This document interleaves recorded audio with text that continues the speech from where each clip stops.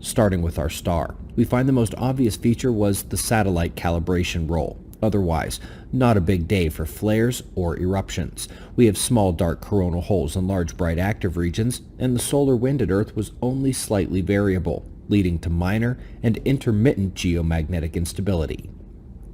The large sunspot group on the north has continued to change its face, and as it's doing so, has failed to continue firing solar flares. The trailing sunspots have begun to decay, while to their north, we see a growth and expansion of the sunspots.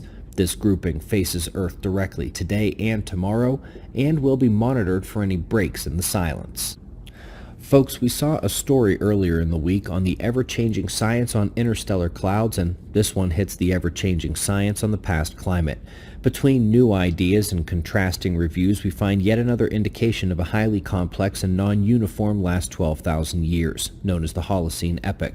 By the way, one thing they confirmed is that we were much warmer on Earth at various times over the last thousands of years than we are right now. Up next is an abstract from the upcoming AGU fall meeting in December. This one will be covering the Lachamp event, the worst geomagnetic excursion of the last glacial interglacial cycle. Earth's magnetic field dropped to only 4% strength, and aurora were common even down to tropical latitudes, which would mean there's no more electrified world if that were to happen today. Back to the Bronze Age we'd go. And that is indeed where we're going. Lots of new viewers over the last couple weeks, so let's review. Just in the last 60,000 years, there have been various officially named excursions and a couple other half-cycle events that don't have official names.